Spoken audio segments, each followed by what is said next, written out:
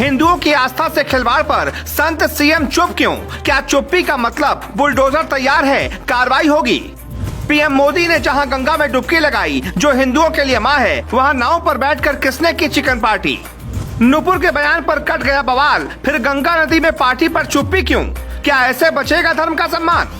ये तस्वीरें देखिए। वायरल वीडियो प्रयागराज के दारागंज इलाके के गंगा नदी का बताया जा रहा है। इस नाव पर 8 लोग बैठे हैं, 4 एक तरफ और 4 दूसरी तरफ। एक के हाथ में हुक्का है, वो हुक्के का कष्ट लगाता है। उसके बगल में बैठा शख्स खुशी से झूम उठता है और वहीं नाव पर चिकन पक रहा है। मतलब गंगा नदी को कुछ अय्याशों ने पार्टी का अड्डा बना दिया, जबकि गंगा हिंदुओं के लिए मां है। पीएम मोदी और योगी जब प्रयागराज में गंगा में डुबकी लगाने पहुंचते हैं तो गंगा की सफाई का प्रण लेते हैं, लेकिन कुछ लोग ऐसा होने नहीं देना चाहते।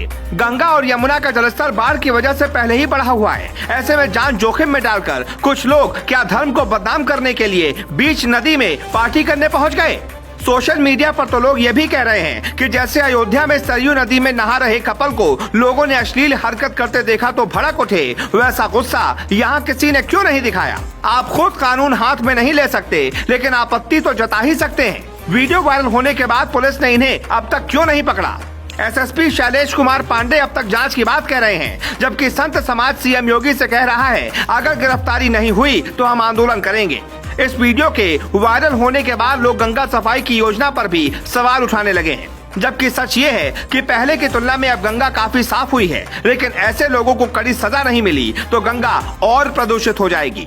गंगा नदी की सफाई को लेकर मोदी शुरू से ही गंभीर हैं। गंगा को राष्ट्रीय नदी घोषित किया है। नमामि गंगे योजना पर करोड़ों खर्च हो रहे हैं। सीएम योगी खुद यूपी में गंगा को साफ करवा रहे हैं। योगी ने कहा था गंगा हमारी आस्था का प्रतीक है, इससे खिलवाड़ बिल्कुल भी बर्दाश्त नहीं होगा।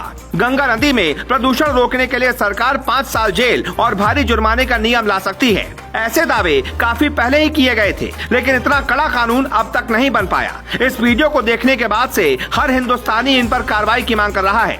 सीएम योगी का अब तक कोई बयान नहीं आया, लेकिन कहा जा रहा है कि बुलडोजर ले जाने का आदेश साफ है। पुलिस उनके घर का पता ढूंढ रही है, उसके बाद बुलडोजर लेकर पहुंचेगी ताकि दोबारा कोई ऐसी हिमाकत न कर सके।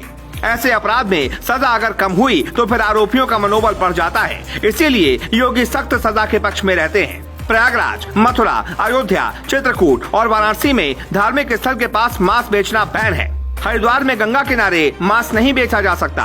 प्रयागराज में भी ये नियम पूरी तरह से लागू है। कांवड़ियों के रास्ते में पड़ने वाली मीट की दुकानें योगी ने बंद करवा दी थी। मीट पर योगी सख्त है। फिर क्या किसी ने साजिश के तहत गंगा नदी तक मीट पहुंचाया? उसके बाद इन लोगों ने पार्टी की। इस बात पर सवाल इसलिए भी है क्योंकि जब कोई हिंदू किसी धर्म विशेष के खिलाफ टिप्पणी करता है, उसके खिलाफ सर तन से जुदा का नारा लगने लगता है।